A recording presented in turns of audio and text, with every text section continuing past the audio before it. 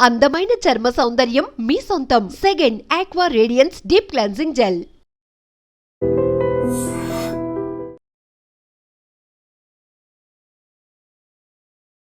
Covid ఈ పేరు వింటేనే ఒక్కొక్కరు వణికిపోవాల్సిందే. ప్రపంచాన్ని అతలాకుతలం చేసిన కోవిడ్ ఇప్పుడు మళ్ళీ రూపాంతరం చెంది కొత్త వేరియంట్ వ్యాప్తి చెందుతున్న దృష్ట్యా ఆంధ్రప్రదేశ్ ప్రభుత్వం అప్రమత్తమైంది. ప్రజలను కూడా అప్రమత్తం చేస్తూ ఒక ప్రకటన కూడా విడుదల చేయడం జరిగింది. మళ్ళీ మాస్క్ తప్పనిసరిగా ప్రతి ఒక్కరూ పెట్టుకోవాలి, సామాజిక దూరం పాటించాలి, అవసరమైతే తప్ప గ్రూప్ మీటింగ్స్ కానీ ఫంక్షన్స్కి కానీ వెళ్ళకూడదు, వెళ్ళినా కూడా చాలా జాగ్రత్తలు తీసుకోవాలంటూ అనేక సూచనలు చేస్తూ నిన్న ఒక ప్రకటన కూడా విడుదల చేయడం జరిగింది.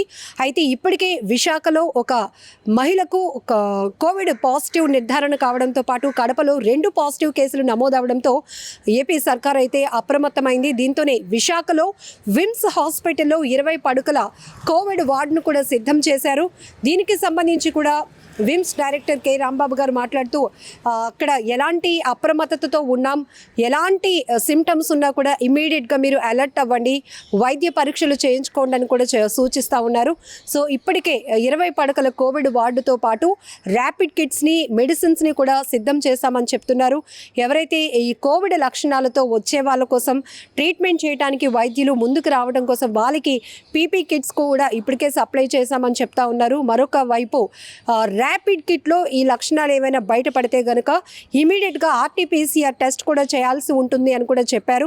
సో దీనికి నిర్ధారణకు సంబంధించినటువంటి ఏవైతే ప్రాసెస్ ఉంటుందో దానికి కూడా అలర్ట్ చేశామని చెప్తా ఉన్నారు.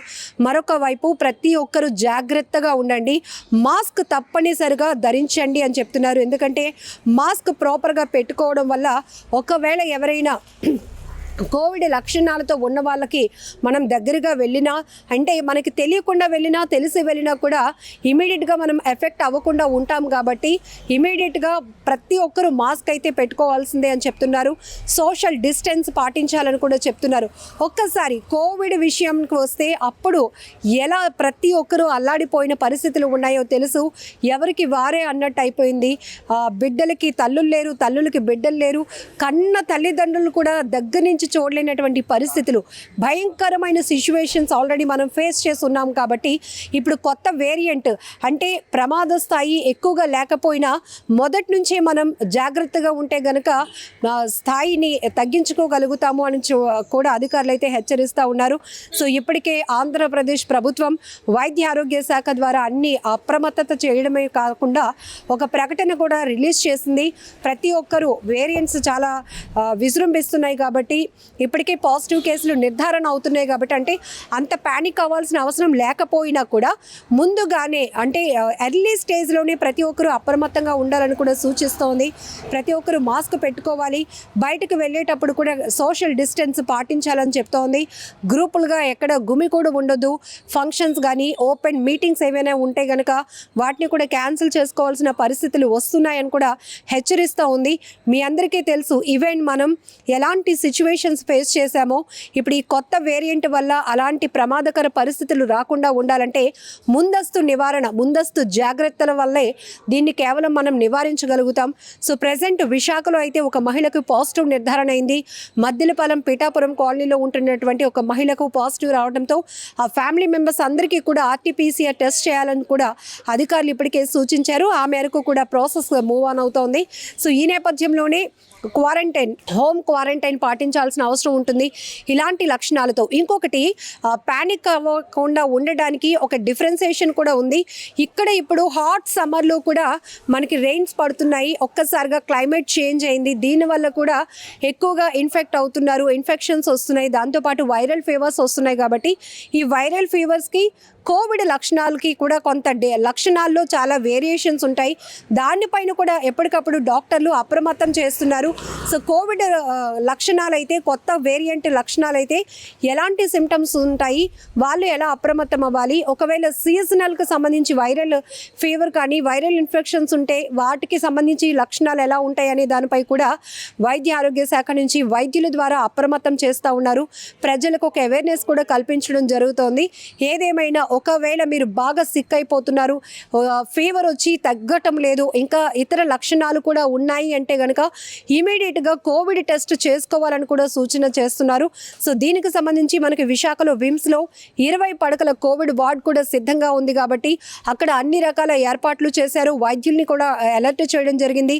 ఆల్ కిట్స్ కూడా, మెడిసిన్ కూడా అందుబాటులో ఇప్పటికే ఉంచామని కూడా విమ్స్ డైరెక్టర్ రాంబాబు చెప్తున్నారు. ఏదేమైనా ఈ కరోనా పరిస్థితులు మళ్ళీ పునరావృతం కాకుండా ఉండాలనే మనందరం భగవంతుని కోరుకుందాం. ఎందుకంటే అప్పటి సిచ్యువేషన్స్ అసలు చిన్న పిల్లల నుంచి పెద్దవాళ్ళ వరకు ఎలాంటి పరిస్థితులు ఎదుర్కొన్నామో, ఒకరికి ఒకరు దూరం అయిపోయిన పరిస్థితులు ఉన్నాయి. కాబట్టి ఈ కొత్త వేరియంట్ వల్ల అలాంటి భయంకరమైన పరిస్థితులు రాకుండా ఉండాలంటే ముందస్తు జాగ్రత్తలే నివారణకు కారణమవుతాయి. కాబట్టి ఆ రకంగా కూడా ప్రభుత్వం ప్రతి ఒక్కరిని కూడా అలర్ట్ చేస్తోంది. ముఖ్యంగా గర్భిణీ స్త్రీలు చాలా జాగ్రత్తగా ఉండాల్సిన అవసరం ఉంది.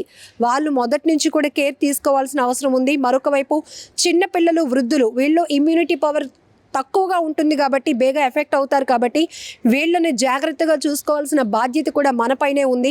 సో అలాంటి వాళ్ళు ఎవరైనా ఉంటే, ఇప్పటికే వృద్ధుల్లో కానీ చిన్నపిల్లల్లో వైరల్ ఫీవర్స్ కానీ వాళ్ళు ఏదైనా ఇంకా ఇతర కాంప్లికేషన్స్తో సఫర్ అయి ఉంటే కనుక ఇమీడియట్గా వైద్యుల్ని సంప్రదించండి. దానికి సంబంధించి వైజాగ్లో అయితే విమ్స్ హాస్పిటల్, కేజీహెచ్ అవైలబుల్గా ఉన్నాయి.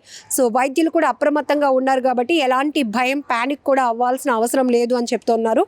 సో దీనికి సంబంధించి కోవిడ్-19కి సంబంధించి మనం ఎలాంటి సిచ్యువేషన్స్ ఫేస్ చేసామో ఫస్ట్ వాటిని మైండ్లో పెట్టుకుంటే ఈ కొత్త వేరియంట్ని మనం ఎలా ఫేస్ చేయొచ్చు, ఎలాంటి జాగ్రత్తలు తీసుకోవచ్చు, ఇమ్యూనిటీ పవర్ పెంచుకోవడానికి ఎలాంటి మంచి ఫుడ్ తీసుకోవాలి, ఎలా హైజీన్ మెయింటైన్ చేయాలి, పరిశుభ్రంగా ఎలా ఉండాలి, మనతో పాటు ఇంట్లో అలాగే ఇంటి పరిసరాలు కూడా ఎలా శుభ్రంగా ఉంచుకోవాలి, ఇవన్నీ కూడా మనం ఈ ఇన్స్ట్రక్షన్స్ ఏవైతే గవర్నమెంట్ నుంచి వచ్చాయో వాటిని యాజ్ ఇట్ ఈజ్ ఫాలో అయితే కనుక ఇలాంటి భయం లేకుండా ముందుకు వెళ్ళడానికి అవకాశం కూడా ఉంటుంది. నిజంగా ప్రస్తుతం ఉన్నటువంటి సమాజం దేనికి ప్రయారిటీ ఇస్తుంది? ఆర్థిక సంబంధాల చుట్టూ మాత్రమే తిరుగుతోంది. మళ్ళీ ఎన్నికలంగానే చాలా విరక్తి కలుగుతాం. మంచి అనిపిస్తుంది కదా, లేడీస్ కూడా ఛాలెంజింగ్ జాబ్స్ చేసినప్పుడు చాలా బాగుంటది. ట్రాఫిక్ అసిస్టెంట్స్ గా నియమించిన ట్రాన్స్జెండర్స్ అందరితో సాల్యూట్ చేయించుకుంటున్నారు. ఫుడ్ డెలివరీ ఇవ్వటానికి వెళ్ళినటువంటి డెలివరీ బాయ్ అనిల్ పై కళ్ళ ముందు